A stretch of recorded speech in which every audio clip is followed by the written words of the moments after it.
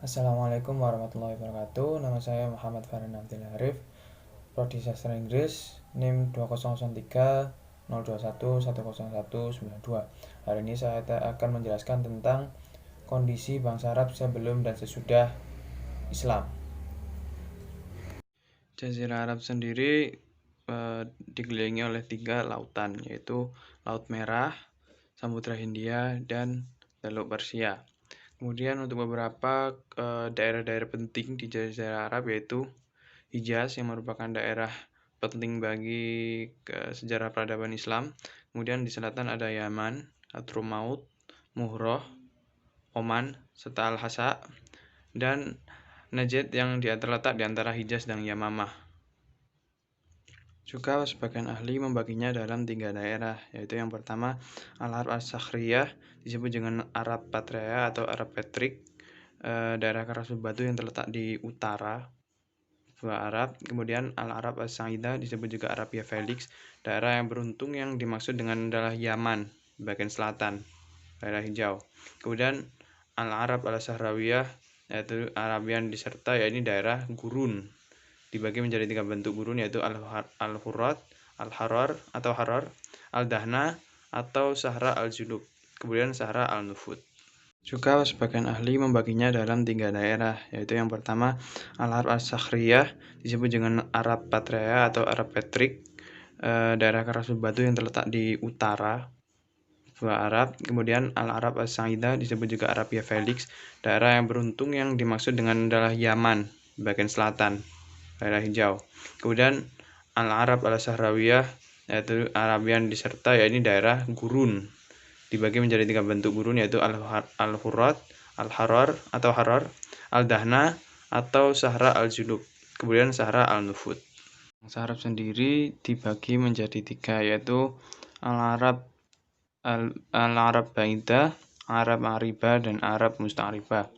Arab Baidah adalah kaum terdahulu bangsa Arab, dan diduga kaum mereka sudah tidak ada, seperti kaum Ad yang berada di sekitar Yaman dan Hadramaut, dan kaum Tsamud yang antara Hijaz dan Tabuk. Kemudian ada Arab Al-Aribah, adalah bangsa Arab asli kedua yang berbahasa Arab setelah Arab Al-Baidah yang telah tidak ada. Kemudian pada dasarnya mereka ini adalah keturunan dari Qotan bin Abir bin Salih bin Arfakhshad bin Sam bin Nuh alaihissalam, dan beberapa keturunan Qotan yang masyhur itu adalah Ya'rub, Hadramaut, Aman, dan Jurhum Ats-Tsaniyah. Ya'rub menetap di Yaman, dan Hadramaut yang seperti sekarang bernama Hadramaut, Aman, dan Jurhum Ats-Tsaniyah yang menetap di Hijaz.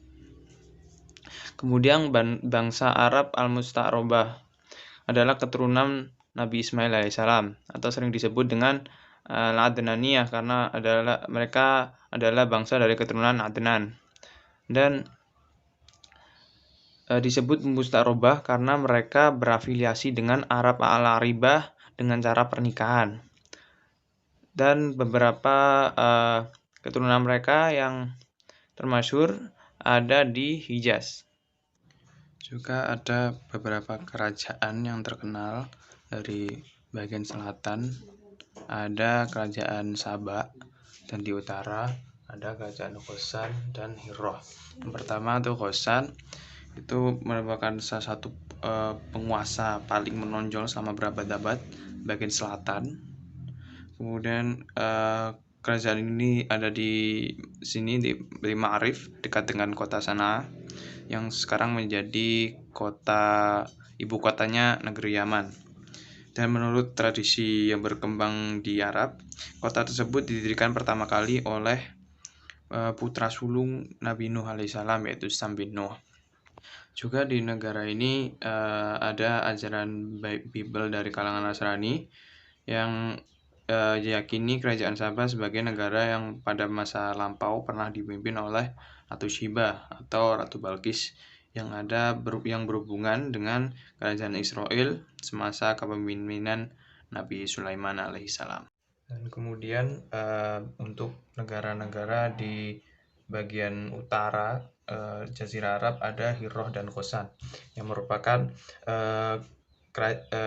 kabilah atau kerajaan yang dibuat oleh Romawi dan Persia, karena pada saat itu mereka dua kerajaan tersebut banyak dirampok harta bendanya. Oleh karena itu mereka membuat kabilah yang dipersenjatai dan diberi uang untuk menjaga keamanan. Dan mereka membuat kabilah yaitu Manadhiro atau Hirroh yang untuk kerajaan Persia, dan kerajaan Khosanah di bawah kerajaan Romawi. Dan kerajaan Hirroh sendiri termasuk negara yang penyiar ilmu pengetahuan di Jazirah Arab. Dan di antara raja-raja yang terkenal adalah Umru ul-Qais, Nu'man ibnu Umru ul-Qais, yang mendirikan istana Khawarnak dan istana Sadir di permulaan abad ke-5 Masehi. Munzir ibnu Ma'is sama yang bernama Hind, dan Munzir ibnu Nu'man ibnu Munzir. Pada masa raja inilah Khalid ibnul Walid memerangi Hirroh, dan akhirnya Hirroh menggabungkan diri dengan pemerintah Islam.